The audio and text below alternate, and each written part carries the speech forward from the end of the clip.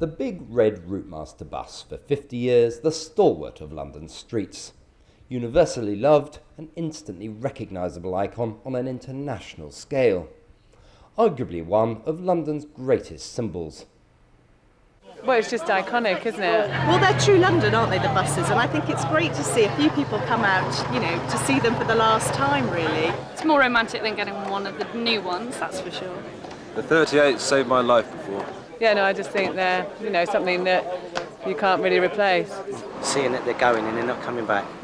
I was choked up, I was in tears. I don't know anyone that wants the new buses. I can't think of anyone. We thought we'd come and say goodbye to the 22. The process of phasing out London's 20 RM routes started in 2003. By summer 2 years later, only 5 of these routes remained as new low-floor accessibility buses became the norm. The Routemasters' day was up and Londoners had begun their protest. But Transport for London remained determined. Now, the Routemasters have been around for almost half a century. They've been very popular to London and they've served London very, very well over the years. But really, it is time to move on. Over 90% of the bus network is currently accessible, which is a benefit both to wheelchair users, but also people that find it difficult to climb steps, parents with buggies, people with heavy shopping. Lots of people benefit from accessible buses. In this film, we look back at the final few months of the Routemaster and ask why these vehicles are held in such high esteem. Having plied the streets for 5 decades, generations of Londoners gained an almost ardent adoration for what in effect had become part of the family. The Routemaster story started in the early 1950s as London Transport, as it was then, commissioned a brand new fleet of vehicles to replace its pre-war RT buses. It's 1959 and the new 64-seater Routemaster buses roll off the production line. At 27 feet long, 8 feet wide, and able to carry a laden weight of 11 tons, London Transport's latest £10 million replacement programme for the RT and trolleybus is really the vehicle of the future. These buses will make their full-scale appearance on November the 11th. 71 Routemasters will take to the road, giving passengers their smoothest ride ever, and should see service for at least the next 15 years. The buses are tested to their limits. The Routemaster fares well as it's put through its paces on the tilt test machine at Aldenham Works at Boreham Wood in Hertfordshire. During these suitability tests, these new buses were also sent to the Chiswick Works skid pad. Here, the bus is put through the most extreme of conditions and fares well. And the general consensus? Well, everybody's delighted with them, especially the passengers. Today, Routemasters are confined to heritage or occasional charter work and have largely disappeared from the streets of London. But even as recently as summer 2005, they were still prevalent in central London with an almost cult following. It's one of the very few buses on the roads of the world that you could actually identify immediately as being London. It is something which is identifiably part and parcel of the London scene.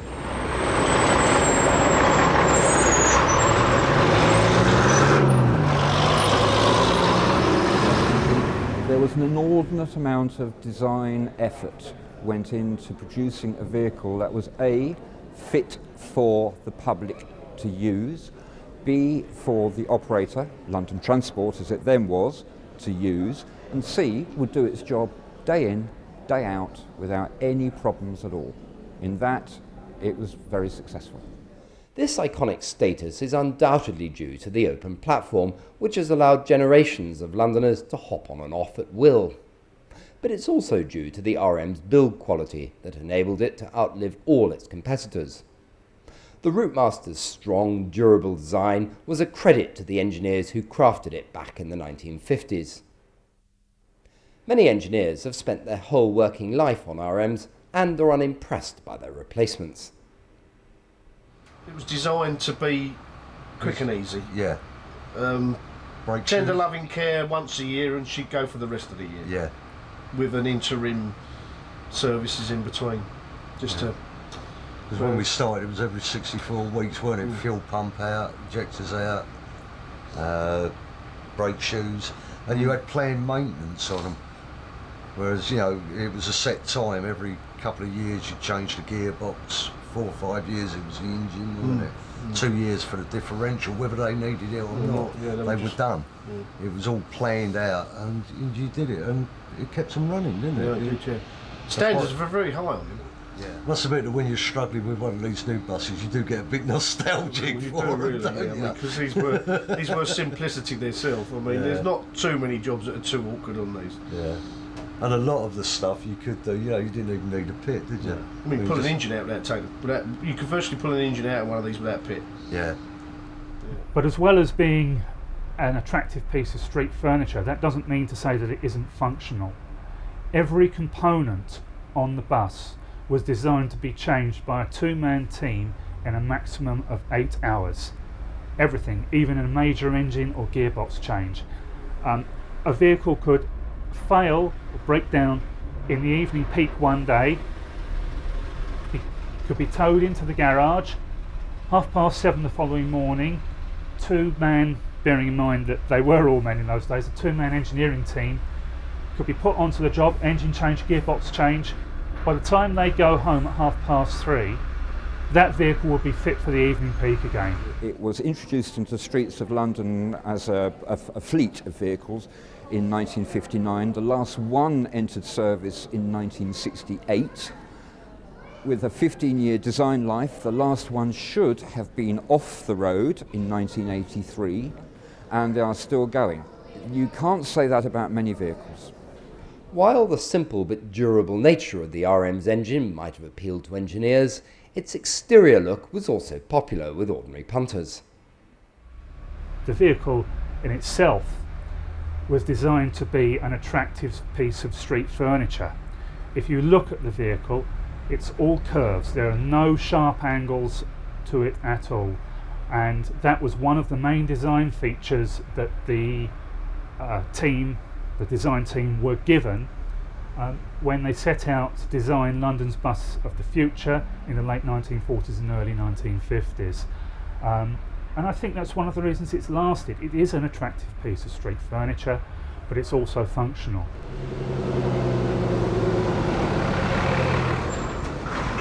The Routemaster has seen off its replacements, and its replacements very nearly. The RM's unique shape and its global appeal as a London icon made it a hit with filmmakers the world over. It even managed to gain A-list status as Harry Potter mania continued to grip the world. Open platform London buses, it would seem, have always been a hit. But in retirement, the Routemaster has found new friends, one of which is David Shepherd, renowned wildlife artist and leading conservationist. 10 years ago, I thought, well, I must have a Routemaster. I think with so many machines these days, it's purely a matter of doing a job with no aesthetic feeling at all on the part of the designer who did it. And it's a very trashy age. We live in a trashy, cheap, nasty age now where, I don't know, there's no style about anything. Emotion's gone out of it. I think the designer of a steam engine or an aeroplane or a bus should have some sort of feel of emotion to create the feeling where people want to ride on it. You know, there was a desire to get on a Routemaster because you got a welcome from there was at least a human being. Now, I mean, one of my pet hates about this whole system now with Routemasters and buses in London is that you've got to pay before you get on. I think in most cases, I have to be accurate, but in most cases, for instance, a bendy bus, you have to pay before you get on. It's just the driver, and there's no conductor. And one example of what I saw the other day, walking down Buckingham Palace Road, there was a queue of people waiting for a bus, not knowing whether it was a Routemaster or anything else. It happened to be a bendy bus. It arrived, and the man at the top of the queue was a foreigner, but he was totally unable to understand what to do, whether he had a Barclay card or cash. He couldn't read the instructions, because the instructions, if there were any on the thing, had been ripped off by some mindless yobbo. And so he held up the whole queue. The bus arrived, and he couldn't get on, nor could anybody else, because they couldn't get on the bus. So off it went without any passengers. And that, to me, is quite stupid. It's totally pointless. While the Routemaster's curvaceous lines unrivalled any of today's modern vehicles, which are largely built to a one-size-fits-all principle, it was thorough testing during the RM's 10-year design stage that proved to be the secret of its longevity. I don't think there's a city like London for punishing vehicles. Yeah, but the roads are so small, and there's nothing. Yeah. There's not a lot you can do in central London to alter that because of the buildings. So you had to have something that fitted the roads, and this did the job. It did it very well. It did too. Yeah, and it's still doing the job very well. While there is no denying its design is simply world-class, for the ordinary punter in the street, it is really the sheer convenience of being able to jump on and off that truly benefited its regular audience. This morning, as I was coming along from Marble Arch, we hit Kennington Road now, passes Kennington Lane, crosses over Kennington Lane, coming towards Streatham, when there was this bus stop just after we crossed over Kennington Lane. A 59 bus, which is one of these modern buses, was at the bus stop. Our bus was coming along. I saw no one, so I was about to give the driver the bell to continue, when this woman rushed from around the 59, you know, and waved to the driver. So the driver stopped. So she came on. We went to the next stop from there. She was still on the bus. When we left that stop, go through the traffic light, turn on Kennington Park Road now, going towards Kennington Church, the traffic light catches the bus. And she jumped off. And I said to myself, why was she so frantic for the Routemaster? Then I realized, there is a Routemaster, there's a convenience. I don't want to go all the way to the next stop. I want to get up in between. Lucky for her, the traffic light catches the bus, and she was off quite safely anyway. As a matter of fact, most people do up off the bus in their convenience in a safe way anyway. Very rarely you see an accident occur. Very, very rarely. And again, you're coming along, the bus moves out, and you're, oh my God, I want that bus. You look, you watch the speed, you judge everything, and boom, you run. You catch a bus, and you're on your way. You cannot do that with the closed-door buses. But it was not just convenience that caught the public's imagination. The Routemaster might have been rather small inside, but was generally considered to be snug and cosy. Ironically, although the newer buses are bigger inside, the consensus is that they feel too claustrophobic. You know, they just love the traditional Routemaster, you know, and they've noticed that they're going, and I've heard people up in arms about it. Yeah, oh yeah, they're up in arms. Because they just don't like these new buses, because they're hot, there's no air conditioning inside, there's only air conditioning for the driver. You know, and in these buses you can, you know, they're not, they're cool. That's it basically. As routes dwindled and the seemingly unstoppable influx of new double-deck and bendy buses vied for pole position, the remaining traditional Routemasters lived on borrowed time. On board an RM on the final route, the 159 from Streatham Hill to Marble Arch, conductor Glenford Cowan witnessed a most un-British trait. The RM, it seemed, had the ability to cut through even the stiffest of barriers, the traditional British Reserve. In the final months of service, the main subject being debated amongst passengers aboard was the Icon's imminent demise. You get a pile of one-man buses at the bus stop. Everyone's filing in single file. Sometimes they don't have the right money, or they end up getting into an argument. You get this massive pile up, the bus lanes are full, then the traffic builds up behind there. At least on these buses, everyone gets on. Then afterwards you can start talking about tickets, whether you've got the right change, whether you actually know where you're going. And this guy, he's trained to deal specifically with that aspect of it. Whereas a one-man bus driver, he's trained to drive a bus, really, not to deal with the public. And that's why he can't do his job properly as well, either. Which is why there are so many arguments, and the kind of atmosphere is not the same. It's not like people sitting around the traffic. Everyone's already in a bad mood before they've even started their journey. While access for disabled passengers was the primary cause for the Routemasters' withdrawal, ordinary able-bodied passengers were beginning to wonder whether political correctness had become the central issue. Passengers were questioning whether it was really necessary to sacrifice all RMs, especially given the Mayor Ken Livingstone's election pledge to retain them only 5 years earlier. People love the Routemasters. They love it for the convenience it presents. You know, especially going down Oxford Street. From, let's say, from Whitehall all the way to Marble Arch, because there's where the Routemasters end now, the 159 Routemasters end at Marble Arch now. But as you're on the bus, there are those who will come on, and they will tell you about those ticket machines that roll. And I would say, I don't want to have one of those, it's too heavy, you get what I'm saying? But they say it with such thrill, you know, as if they would prefer to see conductors with them again, to keep sustaining that history, keep having it going, you know. But as we do know, time flows, custom changes, but on a whole, people, they don't want the Routemasters to go. A lot of them has voiced their opinion on the bus. They have even expressed anger, you know. I don't know if I can say this though, you know. Even the mayor, they curse the mayor. They curse the mayor at times, you know.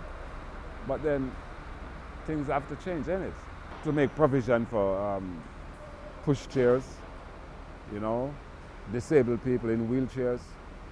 But they do not carry the beauty and the elegance that the Routemaster carries.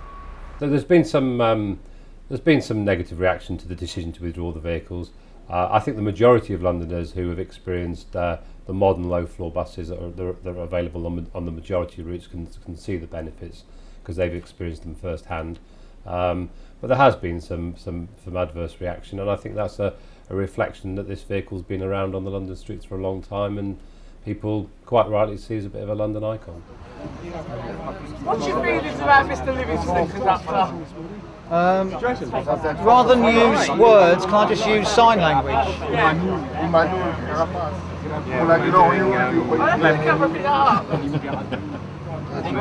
I voted for him the first time round. I sure didn't vote for him the second time round. What did you vote for him the first time round? Well, rush of blood to the head, you know.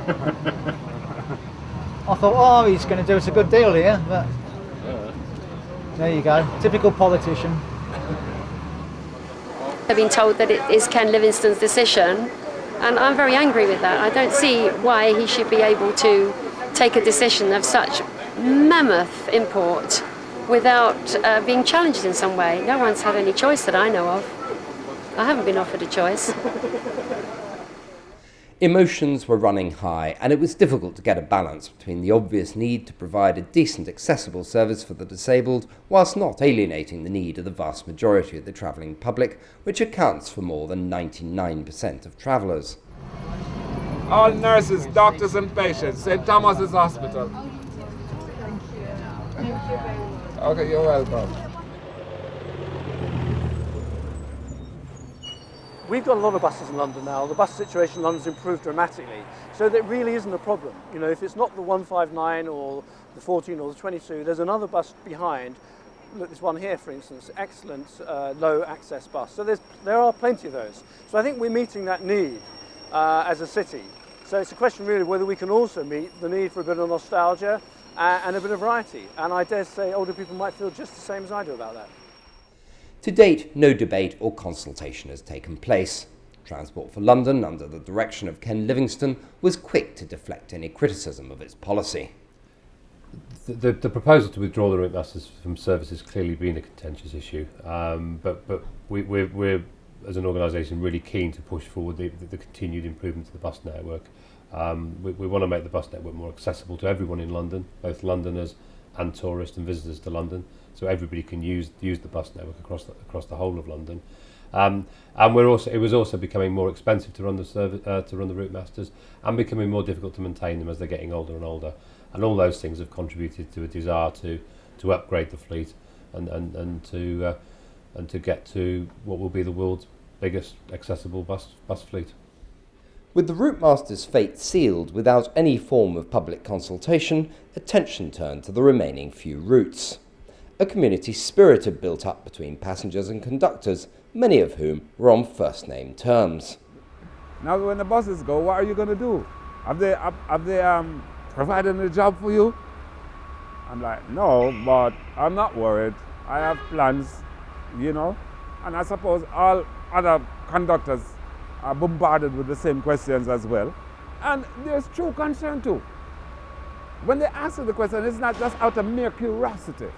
There is true concern, you know. Like, what are you going to do now? You're going to be unemployed, you know. They don't even look at the fact that you're probably maybe getting a little redundancy money. They don't see that. They're concerned about your continue in a job. That's what they look at. And that's why I know people can be beautiful, you know. There are very beautiful people out there. And a lot of beautiful people take this bus, trust me.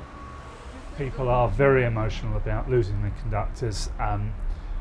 There's been a lot of protest to Transport for London, and also through various websites and such like comment sites on the web. Yes, people are extremely emotional, and I can draw on that from personal experience. On the last night of the Route 73s from Stamford Hill into Victoria in North London, there were a number of special journeys run with historic Routemaster vehicles and one or two older types as well, the predecessor of the Routemaster, the RT. I was a conductor on one of these special extras, actually conducting RM6, which was one of the vehicles repainted into gold for the Queen's Golden Jubilee in 2002, and it was subsequently retained for the Routemaster 50th anniversary in 2004.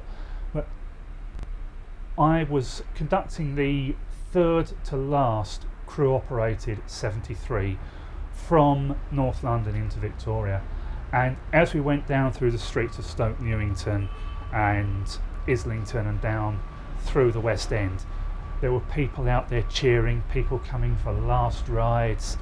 There was a lot of emotion. We were full up from the word go. People just coming out, they knew that they were losing something that had been part of their lives for so many years, and they wanted to say goodbye. Very, very emotional day. The final months of service saw unprecedented interest as the redundant Routemasters were snapped up for £10,000 apiece at auction. Enthusiasts came from many walks of life, including doctors, lawyers, and even a full-time bus driver. Basically, I'm driving a legend.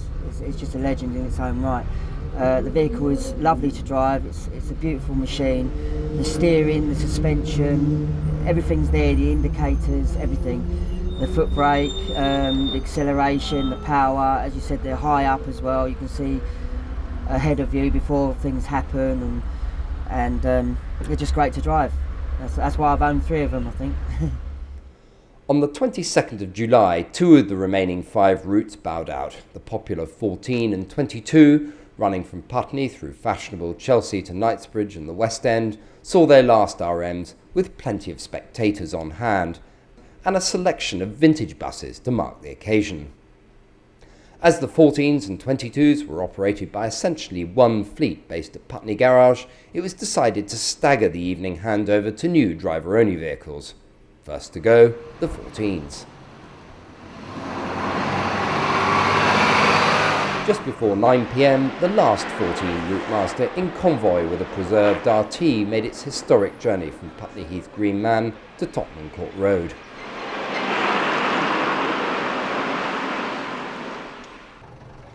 At 11:30 p.m, it was the turn of the 22 to leave Putney Common for the last time on its route to Piccadilly Circus. Again, the final Routemaster was chaperoned, almost in a show of historic unity, by its predecessor. The return run from Piccadilly Circus back to Putney Common was both high-spirited and emotional for those on board. Here we are. Here we are, Putney Common. We'll have a safe journey up. Jim, I'll be back shortly.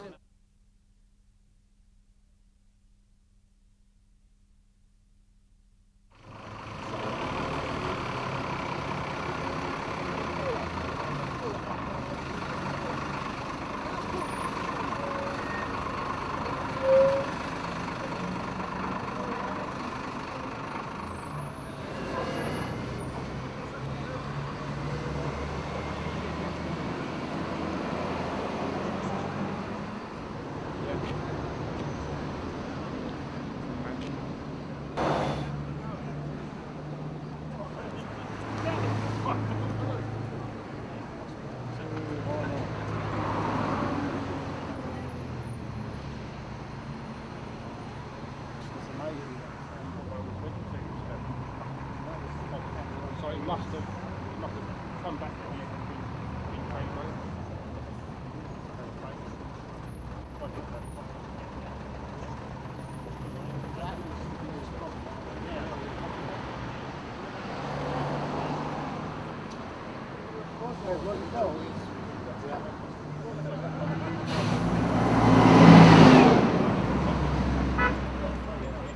We've got time.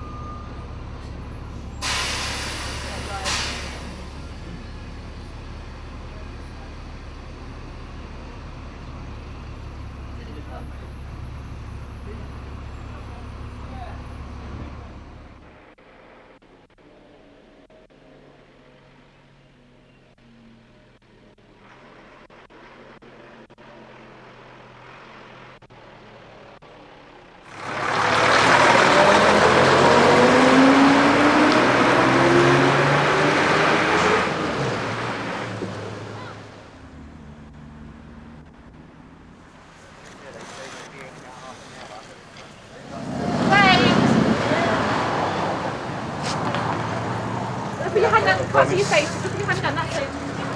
I'll land in your throat in a moment now.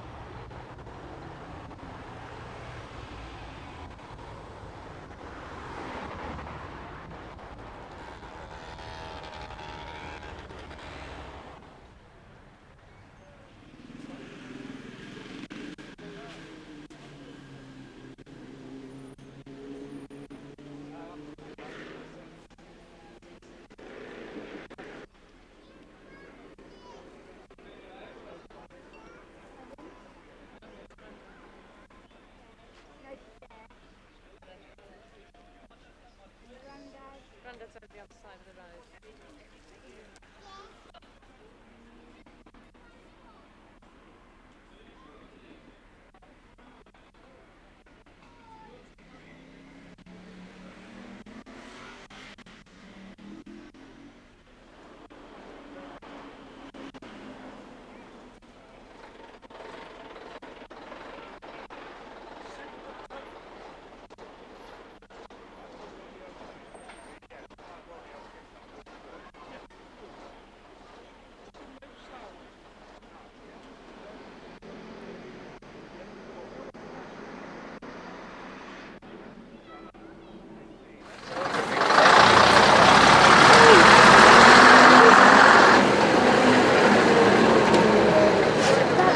Started life on. Right, okay, we'll see him in a minute.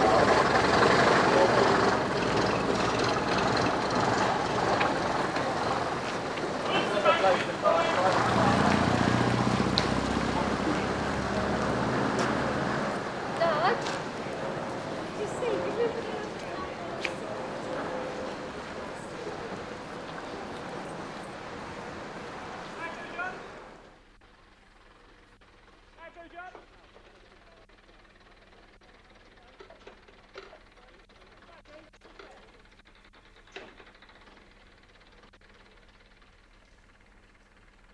Get out of the way, please. Shit, boy, get out of the way, please.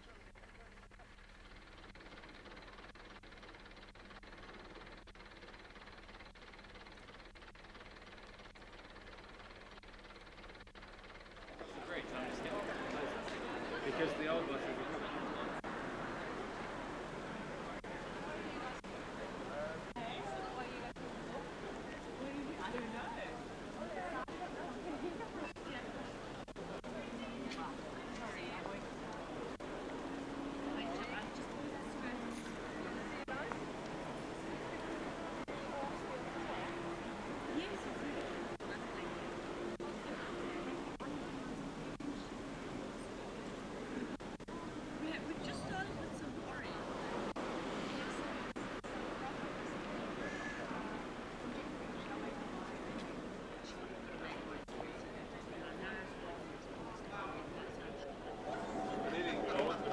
are shower thing with it, but I just didn't think, I didn't want to wake you up.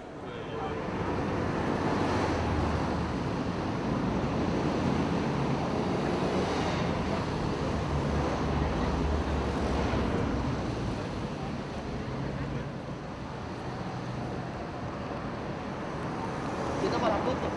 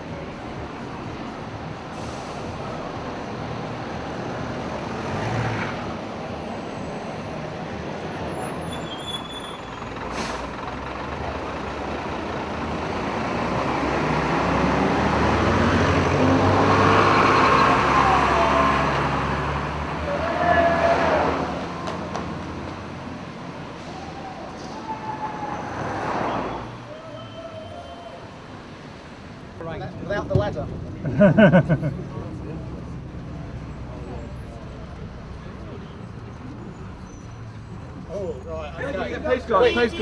Postcards. Some and same postcards. Ah, right. There we go. Also, where I thought he was when I saw him earlier. After you. He was up for you first. No, you first. Age of more beauty. You first. Super job are doing 1 to 50. Yeah? Yeah. Not bad. That's right, yeah, let's do that. Let's start some Friday night. And they mostly come out for last RM days. Come on, brother! Get those knees pumping! Hey, 2700, Memory Lane's one. What's that doing down here? Plenty of room on that.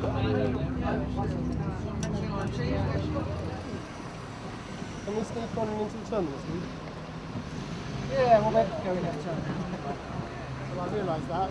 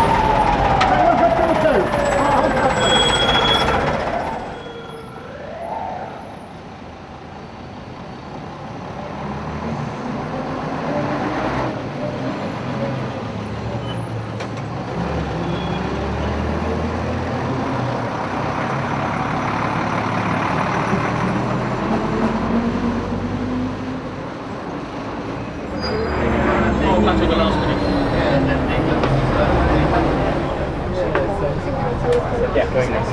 Might do. Yeah, it's probably about 5 years ago, 6 years ago.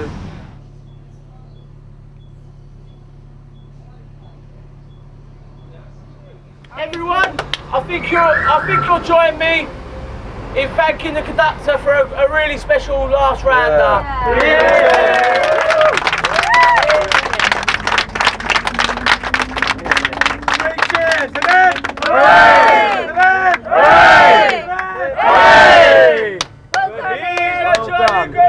He's a jolly good fellow.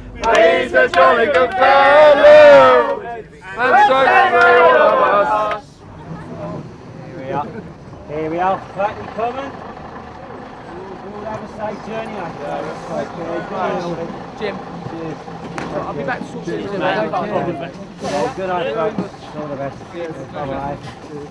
Cheers, Jim. Thank you very Thanks much. a lot. Nice meeting you, man. Enjoy your walk. Thanks very much. Thank you. Good night, folks. All the best to you. All the best.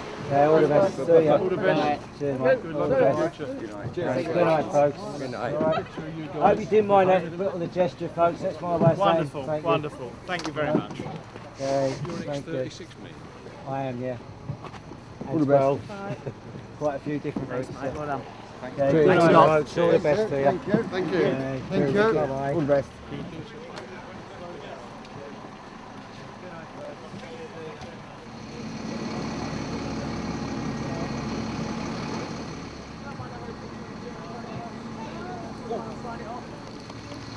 End of vanilla. Well, he's in.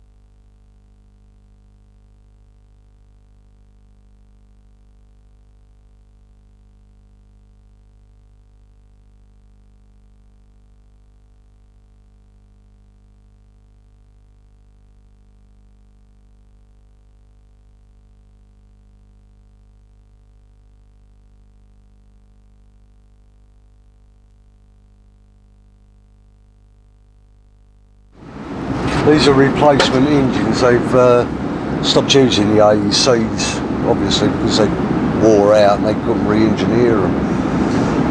But having a front engine is a lot better. You can get to everything quite easy. You take this wing off.